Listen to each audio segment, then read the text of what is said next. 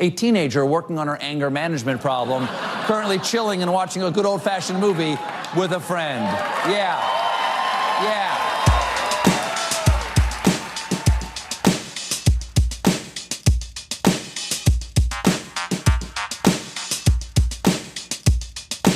Hey, everybody. Hello, and welcome to the E Potibus Unum podcast.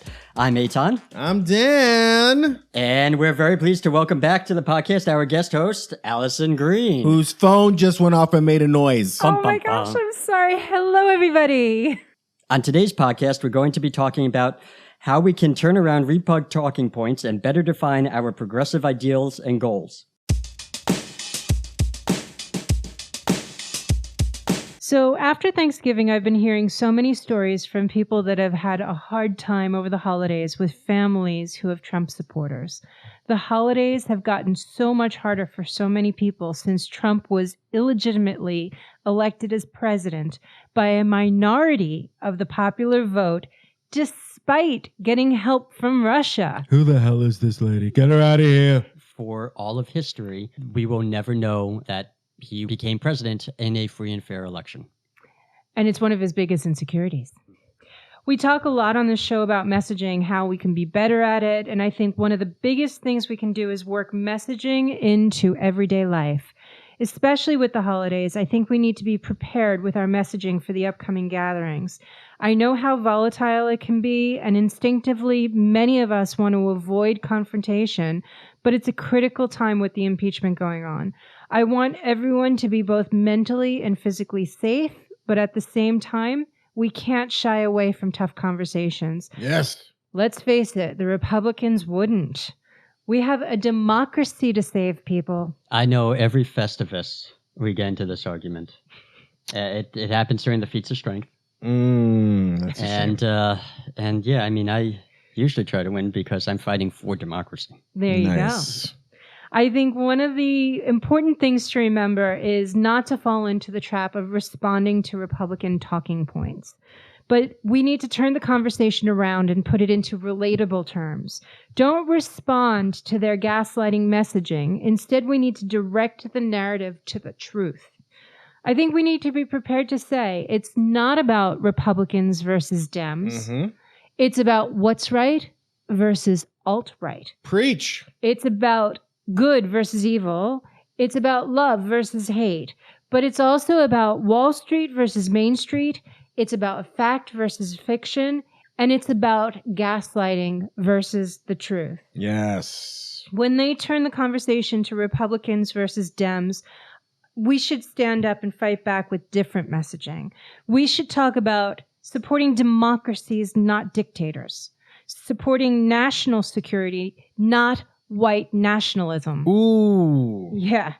When they start talking about the economy, we should be prepared to turn it around because that's their only real talking point, the economy. But let's talk about lack of wage growth instead of stock market growth. Yep. Let's talk about minimum wage versus billion-dollar bonuses, people. Thank you. Let's talk about them raising taxes on the 99% while helping the 1% avoid taxes. They pay nothing. Billionaires are not paying 14% or 27% or 30% of what they make each year in taxes. We are.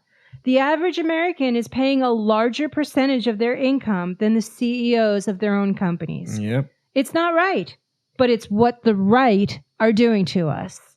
The economy was not meant to survive if only the middle class paid taxes. These people are the welfare kings. This is actually real, unlike Reagan and his nonsense, but these are welfare kings. They make their fortune off of the backs of the American people. They have manipulated the tax code in a reverse Robin Hood, take money from hardworking Americans and give it to themselves. They're bizarro Robin Hood. Tax evasion the legal way. Avoid paying taxes and then get a refund. Oh, yeah. A rebate from Some the of them government. are getting money back. Yeah.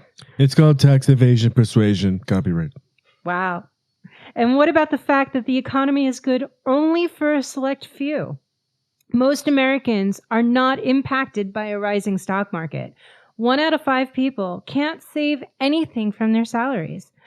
Unemployment may be at a record low, but a record high number of Americans are working multiple jobs, according to data from Deutsche Bank, and surprisingly published by Fox Business News. Not the news.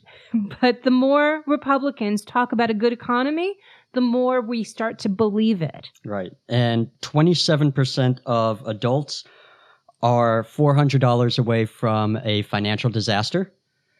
1/4 of adults have no retirement savings and skipped necessary medical care in 2018. 1/4 of all Americans. And that's one of the things I want us to do too. When they talk about the economy, we can also turn the conversation to healthcare. Are we going to continue to go broke as we remain the only developed nation with no universal healthcare? Can we afford to keep paying thousands of dollars on necessary prescription drugs instead of paying $30 like Canada? The country has chosen, or no, the welfare kings have chosen wealth care over health care. And we don't even have health care. We have sick care. Other countries have health care. We can't care for our sick. You shouldn't have to empty out your savings or face death because you can't afford care. And what if you don't have savings? A cough or a fever strikes fear in so many. You shouldn't have to choose whether to pay bills or buy an inhaler. 58 million adults reported an inability to pay for needed drugs in the past year. And that's according to a Gallup piece. And by the way, when we talk about healthcare, we can talk about the race war, because that same Gallup piece found that when they asked people, has there been a time in the last 5 years when a friend or family member passed away after not receiving treatment for their condition due to their inability to pay for it?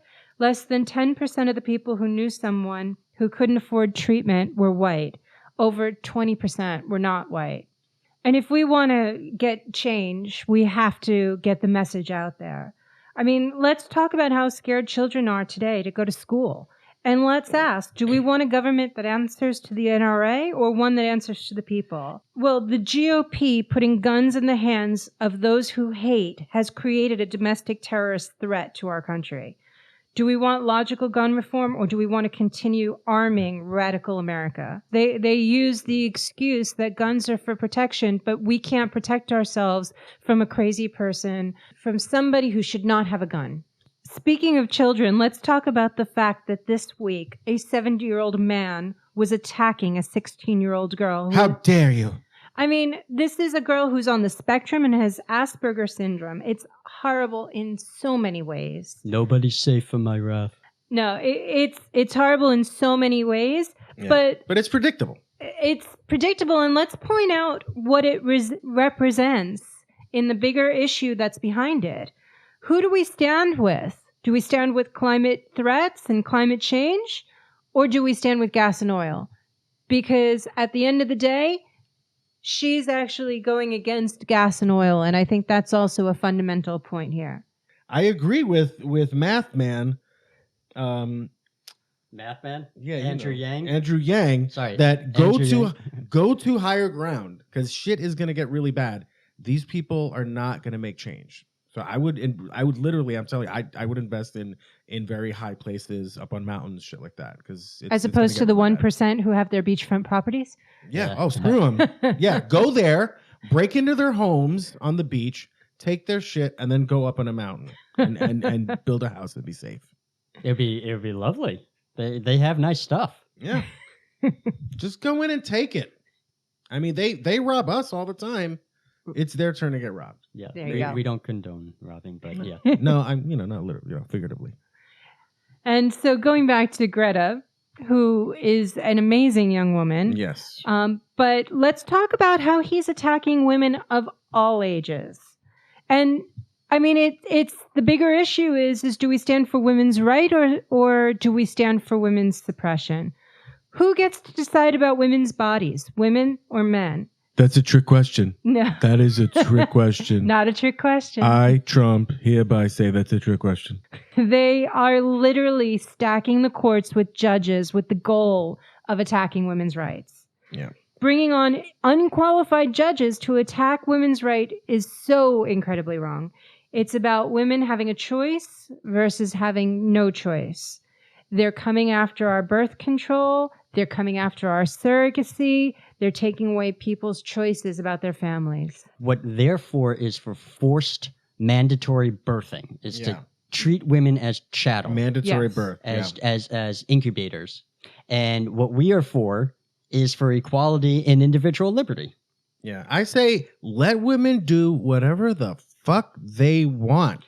Because, you know, it's all about women bringing life into the world or choosing to bring life in at another time.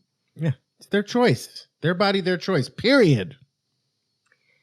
So when I just want to also just sum up with the topic of impeachment as well, because, you know, of course we have to say it's about being above the law versus the rule of law. Yes. And when people say we'll just vote him out, this flagrantly understates the threat level of Trump. The best example I can give is if we had an international terrorist in our country, would we say, let's not give him a trial, let's just wait till his immigration visa runs out and we won't renew it? I think Trump's an international terrorist, isn't he? Oh, he's a domestic. Essentially. He's the leader of the domestic terrorist cell. But he's terrorizing the whole world, so Yeah. he's internationally like Bond is an international man of mystery. I'm worldwide, baby. Worldwide. So, yeah, I mean, you don't see a raging fire and say, we'll just wait till it burns itself out. To just vote Trump out understates the threat level of the man with access to our nuclear weapons and directing our military while meeting the Russians in secret closed-door Oval Office meetings. Why don't we use nuclear weapons against these hurricanes? What a concept. I literally said that. That is a real quote, That is guys. true. Hurricanes is. fight back. And, you know, this week he talked about moving Seoul. It's too close to North Korea. So he said, literally, Fucking kidding let's me? just Jesus move it. Christ. Yeah, I'm stuck in the train for half an hour and then all hell breaks loose. And he also, on a phone call with Putin, asked him flat out. He said, I "What heard that. Yeah. For advice, right? advice on North Korea?" He was asking. He said, "Hey, what should my policy toward North Korea be?" It's unbelievable. It's And shocking every day. That's what we need to point out. It's about standing with our allies, not getting into bed with our enemies. Exactly. Preach, girl. Well, to take the lead preacher, as Nancy Pelosi said, every road leads to Russia. And Yep. we just need to decide, do we want to stay on the road to Russia or do we want to make a U-turn back to democracy? I want us to all be prepared. I don't want us to seek out confrontation. And I know these are hard conversations to have, but we have to remember how much gaslighting is actually going on here. And that we on the ground in our everyday conversations have to fight hard against the gaslighting. Be bold. Yep. It happens in our conversations around the tables at the holidays or at work holiday gatherings. It's uncomfortable, guys, but it's necessary. May not make us the most popular guests, but we have a democracy at stake. So I just want us to all get out there and message hard over the holidays. You know, the last tip I would have is that we don't have to look out for the Trump supporters. I've given up on our being able to change their minds. Approximately 40% of eligible voters didn't vote in 2016. Those are the people I want us to reach. Yeah. Those are the people who need to be woke and start paying attention. Those are the people who sit there and say their votes don't matter, but they really matter. They really, really matter, and we have to convince them of that. I think enough of this be best bullshit. Yeah. Okay? It's not about be best. It's about be strong. And Apparently, don't take this it's shit. bullying a 16-year-old girl on the spectrum. Yeah, is, that's is the totally best. fine. It's Yeah, and the insane. irony is, Barron is on the spectrum. A lot of people say so. Yeah. I don't know why he would say that. So we want us to be strong, and as they said, Are you doing the accent? as I said in one of my old favorites, Pump Up the Volume, talk hard, people.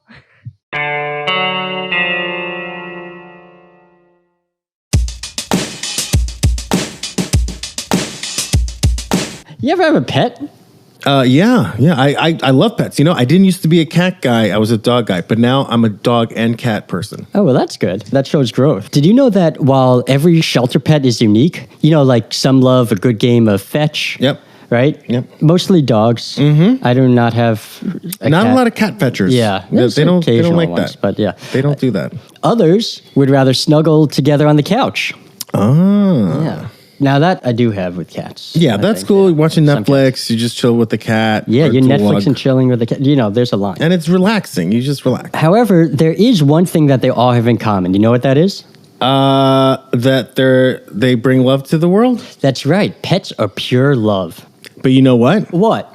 Right now, millions of pets in shelters across the country are waiting to be rescued and adopted. Did you know that 44% of dogs and 47% of cats in American homes come from animal shelters and rescue groups? If you guys are thinking about getting a pet this holiday season, make sure to visit the shelterpetproject.org. This ad is brought to you by the Ad Council, Maddie's Fund, and the Humane Society of the United States.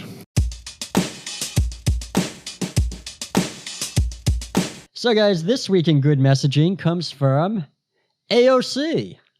Oh, she always wins. I know. She is good. It's hardly a contest with her. She's a fan favorite. Yeah. She said puppies aren't separated from their moms until approximately 8 weeks. Less than that is thought of as harmful or abusive. One of the most common lengths of U.S. paid family leave is approximately 6 weeks. So, yes, when we, quote, let the market decide on parental leave, the market treats people worse than dogs. Burn. And of course the market does, because the market doesn't give a shit about people. That's why it needs to be regulated. We're still recovering from this fucking ridiculous Ayn Rand fan fiction that wrapped up all these coked out lunatics in the 80s and formed some sort of cocaine nonsense cloud of insanity and created Paul Ryan.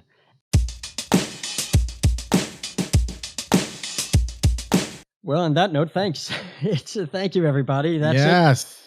That's it for this week. Please go to anchor.fm/epodibus We'll put it in the show notes to lend your support. The notes are also most likely on the device you're listening to us right now. Yeah. So do that first. We put a lot into the show, and we really appreciate anything that you can do. Remember, messaging is only half the battle. Mobilization is the other half.